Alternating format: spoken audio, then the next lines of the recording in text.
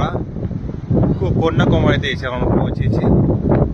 আর এই যে আমার সামনে যে দেখতে পাচ্ছ, এটা হচ্ছে স্বামী বিবেকানন্দ যেখানে ধ্যান মগ্ন হচ্ছিল, সেই একটা ছোট্ট একটা আইসল্যান্ড।